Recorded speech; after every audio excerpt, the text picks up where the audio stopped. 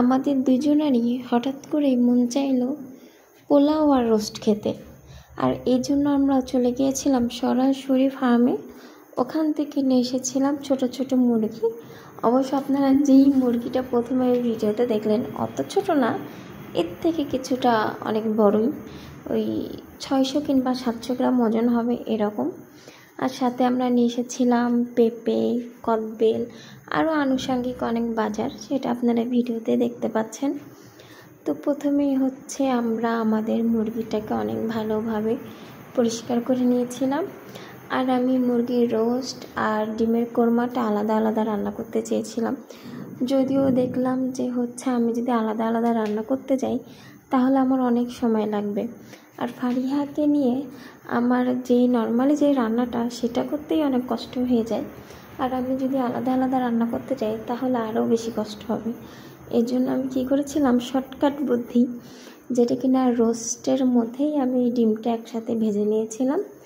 এবং যখন আমি রান্না করি ভিডিওর শেষের দিকে দেখবেন রোস্ট আর ডিমের কোরমা একসাথে মিক্সড করে রান্না করেছিলাম। এটা আসলে একটি চূড়ামি বুদ্ধি, আর এই বুদ্ধিটা আমাকে ফারিহার বাবাই দিয়েছিল যে মেয়েকে নিয়ে দুই রকমভাবে রান্না করতে পারবে না, তাই যেটা শর্টকাট মনে হয় সেটাই করো। আর আমি তার কথা অনুযায়ী এই শর্টকাট রান্নাটাই করে ফেলি। আর দেখলাম যেহেতু হচ্ছে ফারিহার বাবাও নামাজে যাবে আর ফারিহাকে একা রেখে আমি করতে পারবো না, এই জন্য হচ্ছে আমি একসাথেই রান্না করেছিলাম। আর আমি তো চিকেন রোস্টে মশলা দিয়ে দিলাম রাঁধুনি। আর এখানে আমি কি কি ইনগ্রিডিয়েন্টসগুলো ইউজ করেছি সেটা নাই বা বললাম, এটা সিক্রেটই থাক, কারণ এক একজনের রান্নার রেসিপি এক এক রকম হয়। আর আপনারা যদি এই রান্নাটার রেসিপি চান তাহলে কমেন্ট করবেন, আমি কোনো এক সময় রান্না করব তখন আমি এটা রেসিপি দিয়ে দিব। আর এই যে আমি যে এখন ভয়েসটা দিচ্ছি আর এই ভিডিওটা দেখছি, আমার দেখাকালীনই লোভ লাগছে আর একবার খাওয়ার জন্য।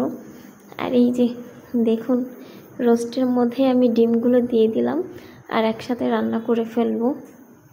আর এই রান্নাটা আসলেই মজা হয়েছিল, আসলে যে খেয়েছে সে বুঝতে পারবে কতটা মজা হয়েছিল। আর আপনারা ভিডিও দেখে তার বলতে পারবেন না কেমন হয়েছিল। আর আমি সবসময় চেষ্টা করি আমরা যে খাবারটা খাই খাওয়াটা হজম হওয়ার পর আমি ভিডিওটা দিই, যাতে এই খাবারের প্রতি কারোর বদনজর না লাগে। আসলে সবার নজরই তো ভালো হয় না, কিছু কিছু মানুষের নজর খারাপ হয়ে থাকে, যার জন্য অনেকেরই পেট খারাপ হয়। আর এই তো আমার এই চিকেন রোস্ট আর ডিম রান্না করা শেষে আমি হচ্ছে পোলাও চাউলটা ভেজে নিচ্ছিলাম, পোলাওটা রান্না করব। আর অলমোস্ট এই যে দেখুন আমাদের হচ্ছে খাবার টেবিলে খাবার রেডি, পোলাও, রোস্ট, ডিম আর সালাদ। আলহামদুলিল্লাহ।